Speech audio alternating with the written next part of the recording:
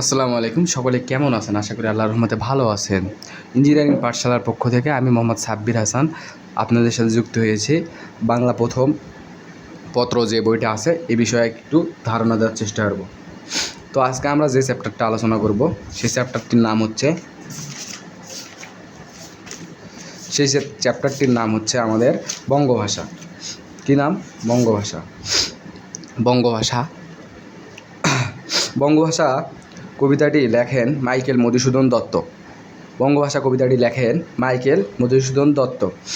Michael Madhusudan Dutta জন্মগ্রহণ করেন 25শে জানুয়ারি 1824 খ্রিস্টাব্দে। 25শে জানুয়ারি, এটা মনে রাখবা ভাই, 25শে জানুয়ারি 1824 খ্রিস্টাব্দে।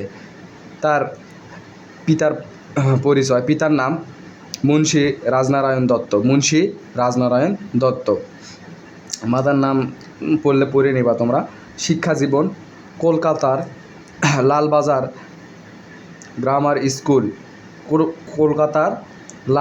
গ্রামার স্কুল, হিন্দু কলেজ এবং পরবর্তীতে বিশপস কলেজে ভর্তি হন। তিনি ব্যারিস্টারে পড়ার জন্য বিলেতে গিয়েছিলেন। পেশা, তিনি মাইকেল মধুসূদন দত্তর পেশা কী ছিল? শিক্ষকতা, অফিস সহকারী এবং আইন ব্যবসা বলতে কী বোঝো ভাই? আইন ব্যবসা হচ্ছে ওই যে আইন ব্যবসা বলতে হচ্ছে ওকালতি করতেন। তার বেশ কয়েকটি কাব্যগ্রন্থ রয়েছে। তারপরে হচ্ছে মেঘনাদবদ্ধ কাব্য, বীরঞ্জনা, এটা উল্লেখযোগ্য কাব্যগ্রন্থ, বীরঞ্জনা ইত্যাদি। তো ভাইয়া, বাংলা যে বঙ্গভাষা কবিতাটি রয়েছে এই কবিতাটি তোমরা একবার পড়ে নিবা। হে বঙ্গ ভাণ্ডারে তব বিধিবিরতন, তা সবে অবদামে অবহেলা করি। পরের ধন লোভে মত্ত কহিনী ভ্রমণ, পরদেশে ভিক্ষাবৃত্তি কুখনে আসরি। এটা তোমরা পড়ে নিবা কবিতাটি। তো আমি তোমাদেরকে মূল টপিক যেটা সেই বিষয়টা নিয়ে তোমাদের সাথে এখন আলোচনা করব। এটা হচ্ছে অতি সংক্ষিপ্ত প্রশ্ন, তোমরা সবাই দাগে নাও। মিড টার্মের জন্য খুবই ভেরি ইম্পর্টেন্ট একটা অধ্যায়। এই অধ্যায় থেকে তোমরা অবশ্যই মিড টার্মে তোমরা কমসে কম তোমরা হচ্ছে 12 বা 13 মার্ক কমন পেতে পারো, ইনশাল্লাহ পাবেই। তো হচ্ছে মিড টার্মের জন্য ভালোভাবে দেখো, এটা মিড টার্ম না, শুধু একদম ফাইনালের জন্য প্রিপারেশন।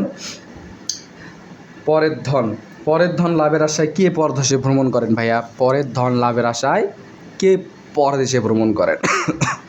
পরের ধন লাভের আশায় তোমরা পাঠ পরিস্থিতিটা পড়ে নিবা। পাঠ পরিস্থিতিটা তোমরা যদি পড়ো, পাঠ পরিস্থিতিটা আরও সহজ হবে। তো তোমাদেরকে এটা আমি বলতেছি হচ্ছে, কবি কী করতো জানো?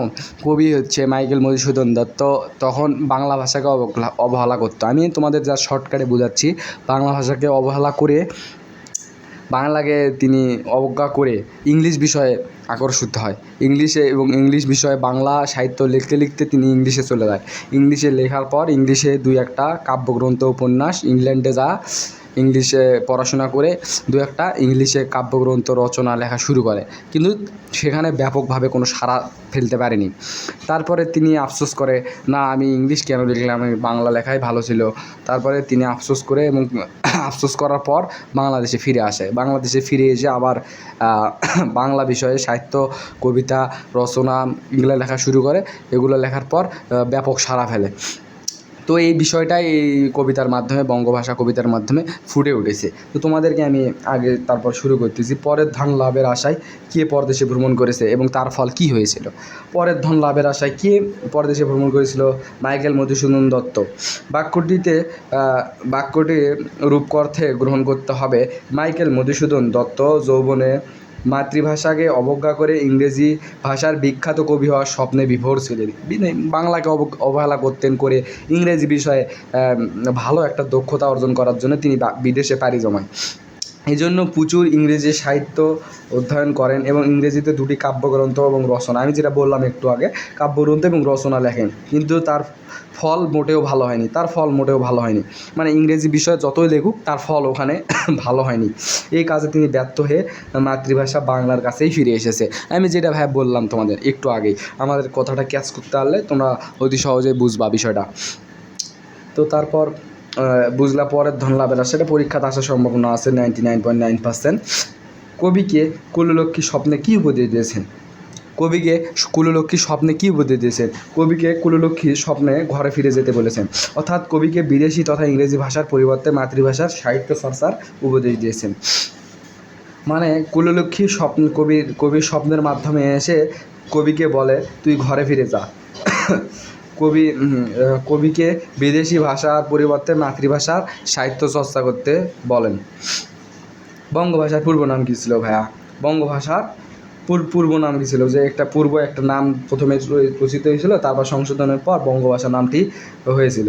কবি মাতৃভাষা, বঙ্গভাষার পূর্ব নাম ছিল কবি মাতৃভাষা। বঙ্গভাষা কবিতাটি কোন কাব্যগ্রন্থ থেকে মানে কোন ধরনের রচনা? বঙ্গভাষা কবিতাটি কোন ধরনের রচনা? এটা গুরুত্বপূর্ণ, সনেট, বা এটা মনে রাখবা। বঙ্গভাষা কবিতাটি সনেট। খ নাম্বারের প্রশ্ন আসতে পারে, সনেট কি? কবিতার সংজ্ঞা দাও। কবিতা কি? মানুষের মনের ভাব, ছন্দ, অলঙ্কার সহযোগে বিশেষভাবে প্রকাশ করাকে কবিতা বলা হয়। কবিতা কাকে বলে?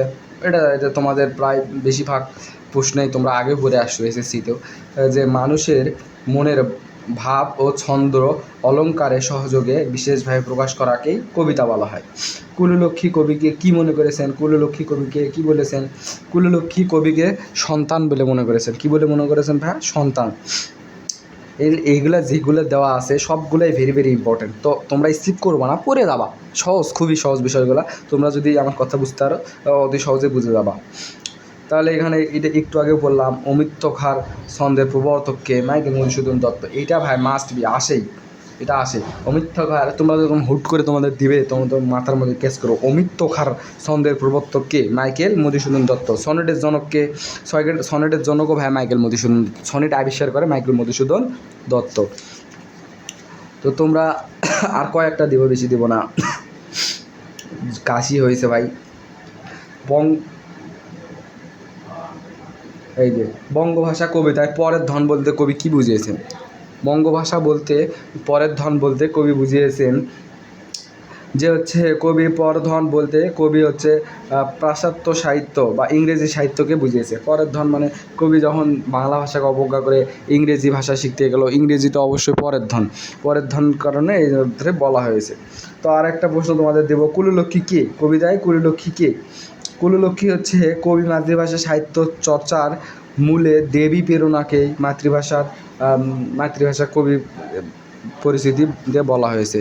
তোমাদের আর একটা বিষয় আমি আজকে ধারণা দেওয়ার চেষ্টা করব, সনেট। সনেট কি? সনেট সাধারণত মাইকেল মধুসূদন দত্ত প্রথম বাংলা ভাষার সনেট রচনা শুরু করেন। মাইকেল মধুসূদন দত্ত সর্বপ্রথম সনেটের উৎপত্তি তৈরি করেন। তারপর এর নাম দিয়েছে চতুর্দশপদী কবিতা। এর নাম দিয়ে সাধারণত চতুর্দশপদী, একটু পরে আসতেছি চতুর্দশপদী কী। এবং তার রচিত বঙ্গভাষা একটি উৎকৃষ্ট সনেট। 14 অক্ষর মাত্রা বিশিষ্ট, পুং বিশিষ্ট 14 পুক্তির গীতি কবিতাকে সনেট বলা হয়।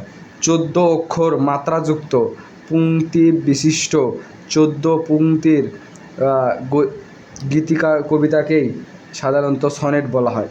পড়ে নিবা, তোমরা মুখস্থ করে নিবা। সাধারণত সনেট, এখানে 3টা পার্থক্য দিতেই হবে তোমাদের। সনেট হচ্ছে মন্বয় কবিতা, অর্থাৎ এখানে কবির ব্যক্তিগত ভাবের প্রকাশ থাকে। সনেটে কী কী থাকে তোমাদের প্রশ্ন আসতে পারে, বা হচ্ছে সনেটের সংক্ষেপে বর্ণনা করো, সনেটে কী থাকে।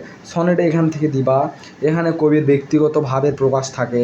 একটি ক্ষুদ্রায়নে সনেটে 14টি পংক্তি থাকে এবং এর প্রত্যেক পংক্তির সাথে অক্ষর বা বর্ণ থাকে। মাইকেল মধুসূদন দত্ত সাধারণত 14টি সনেট থাকে। এটা আমার ভেরি ভেরি ইম্পর্টেন্ট, এটা তোমরা পড়ে নিবা। এটা কিন্তু মিড টার্মেও আসবে এবং কি ফাইনালেও আসবে। বিগত পরীক্ষাগুলোয় দেখা গিয়েছে এটা অনেকবার আসছে, দেখতে পাচ্ছ। বাঁকা শিব এই 17 সালে আসছে, 19 সালে আসছে, 22 সালে আসছে, 23 সালেও রিসেন্ট আসছে। তো এটা তোমরা বাদ দিবা না, একদমই স্কিপ করবা না, তো এটা তোমরা পড়বা। তারপরে আসো ভাইয়া, এটা বড় লাগবে না, এই 4 নম্বরটা আসো। বেশি দিব না ভাইয়া, কম করে দিব। কহিনু শৈবাল ভুলিল কানন, উক্তিটির তাৎপর্য ব্যাখ্যা করো। এটা ভাই very very very very important. এটা 22 সালে আসছে, 23 সালে আসছে, রিসেন্ট 25 সালেও এটা আসছে। তো এটাও খুবই গুরুত্বপূর্ণ একটা বিষয়। কহিনু শৈবাল ভুলিল কারণ। বঙ্গভাষা কবিতাটা আমরা তোমাদের সহজ হয়ে বুঝিয়ে দিচ্ছি, তার আগে আমি যেটা পড়ি এটা একবার শোনো। বঙ্গভাষা কবিতায় উক্তিটি মাইকেল মধুসূদন দত্ত নিজের জীবনের একটি বিরাট ভুলের কথা কারণে এটি প্রকাশ করেছেন। উল্লেখিত কবিতাটির শব্দের অর্থ হচ্ছে পদ্ম ফুল রেখে শ্যাওলা ফুল নিয়ে খেলা করছি। শ্যাওলা ফুল হচ্ছে সামান্য জিনিস, সে তুলনায় রূপে গুণে পদ্ম ফুল অনেক অসামান্য। মাইকেল মধুসূদন দত্ত মানে এই জায়গাটা আগে তোমাদের বুঝে দিই। মানে কবি মাইকেল মধুসূদন দত্ত তখন ভুলিল শৈবালে কহিনু শৈবালে ভুলিল কারণ, এই কথাটি বলেছে কারণ তিনি পদ্ম ফুল রাখে শ্যাওলা ফুল নিয়ে খেলা করছে। মাইকেল মধুসূদন দত্ত পদ্ম ফুলটা কী ভাইয়া? পদ্ম ফুলটা তোমার বাংলা সাহিত্য, বাংলা ভাষাকে যেটা বলা হয়েছে, বাংলা ভাষাটা পদ্ম ফুল কবিতার মধ্যে, এবং ইংরেজি ভাষাটা শ্যাওলা ফুল। তো উনি পদ্ম ফুল, ভাইয়া তুমি পদ্ম ফুল ভালো না শ্যাওলা ফুল ভালো, তোমরা তো জানোই বিষয়টা। তো পদ্ম ফুল রেখে তিনি শ্যাওলা ফুল নিয়ে খেলা করেছেন। শ্যাওলা ফুল অতি সামান্য, ইংরেজি বিষয় নিয়ে তিনি বাঙালি হয়ে ইংরেজি বিষয় নিয়ে সাহিত্য চর্চা করেছেন, কিন্তু তার আশানুরূপ কোনো ফল পায়নি। না পাওয়ার কারণেই এই উক্তিটি আক্ষেপে করেছেন, যে আক্ষেপেই একটু বলেছেন যে পদ্ম ফুল রেখে শ্যাওলা ফুল নিয়ে খেলা করছে। মাইকেল মধুসূদন দত্ত যৌবনে বাংলাকে অবহেলা করতেন। তিনি ইংরেজি ভাষার খ্যাতিমান কবি হওয়ার স্বপ্নে বিভোর ছিলেন। পরবর্তীকালে তিনি ভুল বুঝতে পারেন এবং উপলব্ধি করেন বাংলা ভাষা দারিদ্র নয়, তাকে অবহেলা করা ঠিক হয়নি, এবং কবির জীবনের অবস্থাকে উল্লেখিত চরণে ধরন তুলে ধরা হয়েছে। বাংলা ভাষাকে বিদেশি ভাষা ইংরেজি শৈবাল শ্যাওলার সাথে তুলনা করেছেন। এটা ভাই গুরুত্বপূর্ণ, তোমাদের আমি সংক্ষিপ্ত থেকে দিলাম কয়টা, একটা দুইটা, আর একটা এটাও দেবো ভাইয়া, এটাও দেবো। হে বঙ্গ ভাণ্ডারে তব বিবিধি রতন। মাইকেল মধুসূদন দত্ত এই কথাটি কেন বলেছেন? মাইকেল মধুসূদন দত্ত তার ব্যক্তি জীবনের একটি বিশেষ ভুলের কথা উপস্থাপন করেছেন। যৌবনে তিনি মাতৃভাষাকে উপেক্ষা করে বিদেশি ভাষা খ্যাতিমান কবি হওয়ার স্বপ্ন দেখে বিভোর ছিলেন, কিন্তু তার যথাযথ ভুলের কারণে তিনি সফল হতে পারেননি। শুভাকাঙ্ক্ষী এবং পরামর্শে মাইকেল বাংলা সাহিত্যের তিনি এটাই বোঝা গেছে, তিনি সব মিলে মাতৃভাষাকে অবহেলা করে তিনি ইংরেজি ভাষার কবি হওয়ার স্বপ্নে বিভোর ছিলেন, কিন্তু আশানুরূপ কোনো ফল পায়নি। সেই কারণে কবি বাংলায় আবার ফিরে আসেন এবং বাংলা ভাষা নিয়ে আবার সাহিত্য রচনা, লিখিত কবিতা, নাটক, প্রবন্ধ, উপন্যাস এগুলো লেখা শুরু করেন। তারপর তিনি সফল হন। এই মানে বিষয়টা এখানে তুলে দেওয়া আছে। আরও যদি তোমাদের আমরা দেখাই, চতুর্দশপতি, এটা পড়বা তোমরা। তো আর আমি তোমাদেরকে যেটা দিব 100% এটা আসবে বাংলা ভাষার বঙ্গভাষা কবিতার মূল ভাবটা তোমরা অবশ্যই পড়ে নেবা। মূল ভাবটা কিন্তু সহজ আছে, বুঝছো? আর সনেটটা একটু পড়বা। সনেট কিন্তু আসছিল এর আগের, ভাইয়া সনেটটা পড়বা, আর মূল ভাবটা পড়বা। মূল ভাবটা কী দেওয়া আছে দেখো, আমি একটু তোমাদের বলবো। মাইকেল মধুসূদন দত্ত অমিত প্রতিভার অধিকারী ছিলেন, মানে তার প্রতিভা ছিল অনেক। তার দু চোখ ছিল, বিখ্যাত কবি হওয়ার স্বপ্ন। সে স্বপ্নকে তিনি বাস্তবে রূপ দিতে চেয়েছিলেন। পরভাষা ইংরেজি চর্চা করে তিনি ইংরেজিতে কবিতা লিখতে শুরু করেন, কিন্তু সে স্বপ্ন রূপ পায়নি।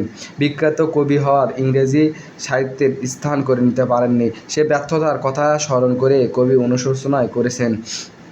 তো ভাইয়া, তো অবশ্যই তোমরা এটা বিষয়টা বুঝছো যে কী দেওয়া আছে মূলভাবে তিনি অনেক ইংরেজি মানে বাংলা ভাষাকে অবজ্ঞা করতেন। প্রথমে ছোটোবেলায় অবজ্ঞা করতেন যে বাংলা ভাষা কেউ শিখে, ইংরেজি ভাষা শিখবো, ইংরেজি বিখ্যাত হব, মানুষ আমাকে চিনবে এক নামে, কিন্তু তারপরে কোনো আশানুরূপ কোনো ফল পায়নি। তিনি ইংরেজি শেখার জন্য বিদেশে পাড়ি জমান এবং দীর্ঘদিন পড়াশোনা করেন ইংরেজি বিষয়ে। তারপরে তিনি দুইটি কাব্যগ্রন্থ রচনা এবং লেখেন, কিন্তু লেখার পর কোনো আশানুরূপ কোনো ফল পায়নি। ফল না পাওয়ার কারণে তিনি অনেক ব্যর্থ হন তীব্রভাবে। ব্যর্থ হওয়ার পর তিনি বাংলাদেশে ফিরে আসেন, মাতৃভাষার প্রতি আবার সাহিত্য রচনা লেখা শুরু করেন। দেন রচনা লেখা শুরু করার পর বাংলাদেশে ব্যাপক সাড়া ফেলেন। এই কথাটিই মূলত এই বঙ্গভাষা কবিতার মাধ্যমে তুলে ধরা আছে। তো তোমরা ইজিলিভাবে বুঝতে পারছো। তো তোমাদেরকে এখন শেষ পর্যন্ত যারা ভিডিওটা দেখছো তাদেরকে ধন্যবাদ, আর যারা দেখো না তাদের লস। তো আমি একটা প্রশ্ন রাখতে চাই, এখন তোমরা ভাই কমেন্ট করো যে হচ্ছে মাইকেল মধুসূদন দত্ত কত সালে জন্মগ্রহণ করেন। এটা তোমরা এখন পটাপট কমেন্ট করো, যারটা হবে সে বুঝবো যে সে আমার কথাটা বা পড়াটা বুঝতে আসছে। তো তোমরা ফটাফট কমেন্ট করতে থাকো যে মাইকেল মধুসূদন দত্তর জন্ম কত সাল, স্কিপ করবে না। তো ইঞ্জিনিয়ারিং পাঠশালার পক্ষ থেকে আজকের ভিডিওটা এই পর্যন্তই। সকলকে ধন্যবাদ। আসসালামু আলাইকুম।